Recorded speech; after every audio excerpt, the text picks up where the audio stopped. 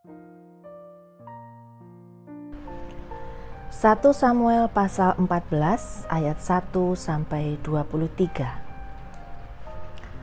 Pada suatu hari, Yonatan bin Saul berkata kepada bujang pembawa senjatanya, "Mari kita menyeberang ke dekat pasukan pengawal orang Filistin yang di sebelah sana." Tetapi tidak diberitahukannya hal itu kepada ayahnya. Adapun Saul duduk di ujung Gibea, di bawah pohon delima yang di Migron. Dan rakyat yang ada bersama-sama dengan dia itu kira-kira 600 orang banyaknya. Ahia, anak Ahitub, saudara Ikabod, anak Pinehas, anak Eli, imam Tuhan di Silo. Dialah yang memakai baju efod pada waktu itu. Tetapi rakyat tidak tahu tentang perginya Yonatan itu. Di antara pelintasan-pelintasan bukit yang dicoba Yonatan menyeberanginya ke arah pasukan pengawal orang Filistin, ada ujung bukit batu di sebelah sini dan ada ujung bukit batu di sebelah sana. Yang satu bernama Boses, yang lain bernama Sene. Ujung yang satu berdiri di sebelah utara di tentangan Mikmas, yang lain di sebelah selatan di tentangan Geba. Berkatalah Yonatan kepada bujang pembawa senjatanya itu, "Mari kita menyeberang ke dekat pasukan pengawal orang-orang yang tidak bersunat ini. Mungkin Tuhan akan bertindak untuk kita. Sebab bagi Tuhan tidak sukar untuk menolong, baik dengan banyak orang maupun dengan sedikit orang." Lalu jawab pembawa senjatanya itu kepadanya, "Lakukanlah niat hatimu itu, sungguh aku sepakat." Kata Yonatan, "Perhatikan kita menyeberang ke dekat orang-orang itu dan memperlihatkan diri kepada mereka. Apabila kata mereka kepada kita begini, 'Berhentilah sampai kami datang padamu,' maka kita tinggal berdiri di tempat kita dan tidak naik mendapatkan mereka. Tetapi apabila kata mereka begini, 'Naiklah kemari,' maka kita akan naik, sebab kalau demikian Tuhan telah menyerahkan mereka ke dalam tangan kita. Itulah tandanya bagi kita." Ketika mereka keduanya memperlihatkan diri kepada pasukan pengawal orang Filistin, berkatalah orang Filistin itu, "Lihat, orang-orang Ibrani keluar dari lobang-lobang tempat mereka bersembunyi." Orang-orang dari pasukan pengawal itu berseru kepada Yonatan dan pembawa senjatanya, katanya, "Naiklah kemari, maka kami akan menghajar kamu." Lalu kata Yonatan kepada pembawa senjatanya, "Naiklah mengikuti aku, sebab Tuhan telah menyerahkan mereka ke dalam tangan orang Israel." Maka naiklah Yonatan merangkak ke atas dengan diikuti oleh pembawa senjatanya. Orang-orang itu tewas terparang oleh Yonatan, sedang pembawa senjatanya membunuh mereka dari belakangnya. Kekalahan yang pertama ini yang ditimbulkan Yonatan dan pembawa senjatanya itu besarnya kira-kira 20 orang dalam jarak kira-kira setengah alur dari sepembajakan ladang. Lalu timbullah kegentaran di perkemahan, di padang dan di antara seluruh rakyat. Juga pasukan pengawal dan penjarah-penjarah itu gentar dan bumi gemetar, sehingga menjadi kegentaran yang dari Allah. Ketika peninjau-peninjau Saul di Gibea Benyamin melihat hal itu, dan sesungguhnya orang ramai seperti ombak berjalan ke sana kemari, berkatalah Saul kepada tentara yang bersama-sama dengan dia itu, "Periksalah barisan dan lihatlah siapa yang pergi daripada kita." Mereka memeriksa barisan, dan ternyata Yonatan dan pembawa senjatanya tidak ada. Lalu kata Saul kepada Ahia, "Bawalah baju efod kemari," karena pada waktu itu dialah yang memakai baju efod di antara orang Israel. Tetapi sedang Saul berbicara kepada imam itu, maka kian lama kian bertambahlah keributan di perkemahan orang Filistin, sehingga Saul berkata pula kepada imam itu, "Biarlah." Kemudian berkumpullah Saul dan seluruh rakyat yang bersama-sama dengan dia itu. Dan ketika mereka sampai ke tempat pertempuran, tampaklah setiap orang menikam temannya dengan pedang, suatu huru-hara yang sangat besar.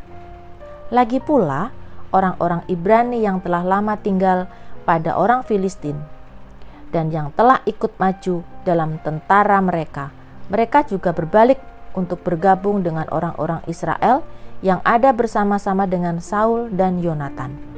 Bahkan ketika semua orang Israel yang telah bersembunyi di pegunungan Efraim mendengar bahwa orang Filistin telah lari, orang-orang itu pun bergabung dengan mereka dalam pertempuran. Demikianlah Tuhan menyelamatkan orang Israel pada hari itu. Pertempuran itu meluas sampai lewat Bet Awen. Ayat 24 sampai 46. Yonatan dibebaskan dari kutuk. Ketika orang-orang Israel terdesak pada hari itu, Saul menyuruh rakyat mengucapkan kutuk.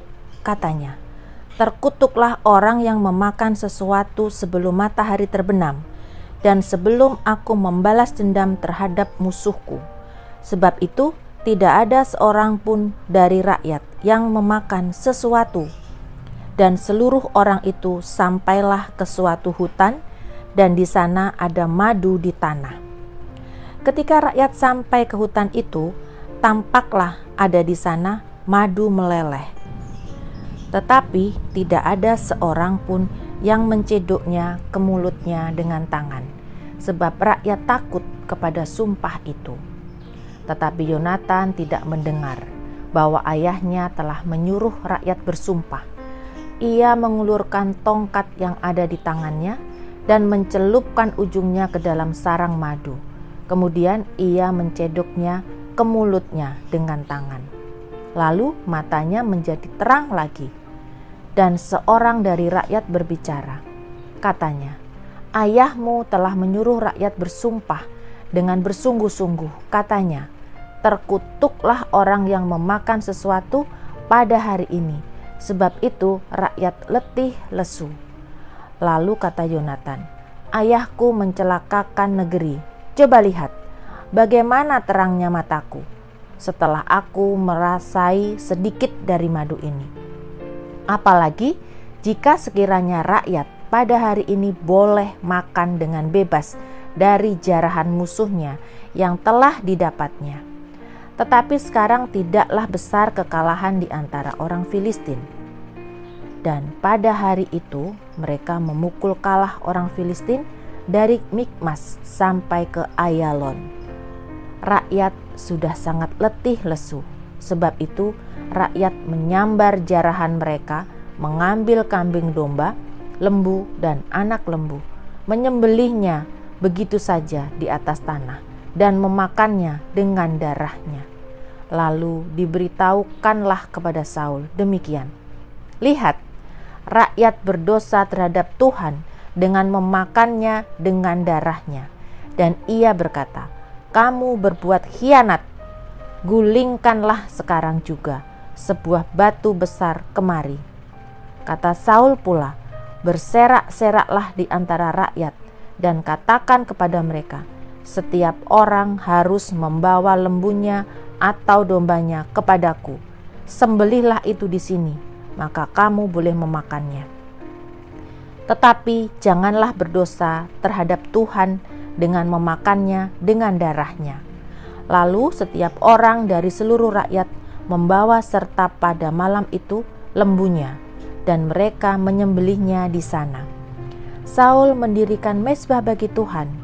Inilah mezbah yang mula-mula sekali didirikannya bagi Tuhan. Lagi kata Saul, "Marilah kita pada malam ini mengejar orang Filistin dan menjarahi mereka sampai fajar menyingsing. Dan janganlah kita biarkan hidup seorang pun dari mereka." Jawab mereka itu, "Perbuatlah apa yang kau pandang baik." Tetapi imam berkata, "Marilah kita dahulu tampil menghadap Allah di sini." Saul bertanya kepada Allah, "Bolehkah aku mengejar orang Filistin itu?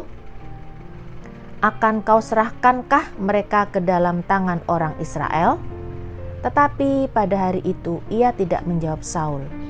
Lalu kata Saul, "Datanglah kemari, kamu segala pemuka rakyat.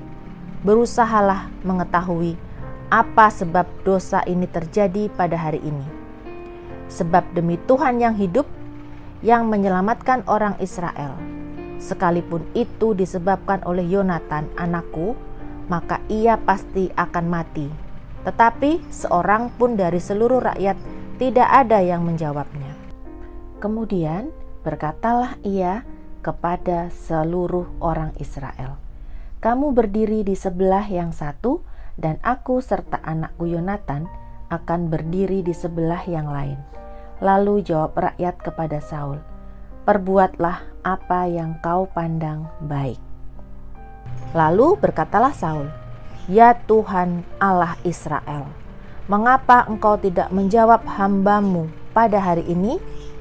Jika kesalahan itu ada padaku atau pada anakku Yonatan, ya Tuhan Allah Israel, tunjukkanlah kiranya Urim. Tetapi jika kesalahan itu ada pada umat-Mu Israel, tunjukkanlah Tumim." Lalu didapati Yonatan dan Saul, tetapi rakyat itu terluput. Kata Saul, "Buanglah undi antara aku dan anakku Yonatan." Lalu didapati Yonatan. Kata Saul kepada Yonatan, "Beritahukanlah kepadaku apa yang telah kau perbuat." Lalu Yonatan memberitahukan kepadanya, katanya, "Memang aku telah merasai sedikit madu dengan ujung tongkat yang ada di tanganku. Aku bersedia untuk mati." Kata Saul, "Beginilah kiranya Allah menghukum aku, bahkan lebih lagi daripada itu. Sesungguhnya, Yonatan, engkau harus mati." Tetapi rakyat berkata kepada Saul, "Masakan Yonatan harus mati? Dia yang telah mendapat kemenangan yang besar ini di Israel. Jauhlah yang demikian. Demi Tuhan yang hidup, sehelai rambut pun dari kepalanya takkan jatuh ke bumi. Sebab dengan pertolongan Allah juga dilakukannya hal itu pada hari ini." Demikianlah rakyat membebaskan Yonatan, sehingga ia tidak harus mati.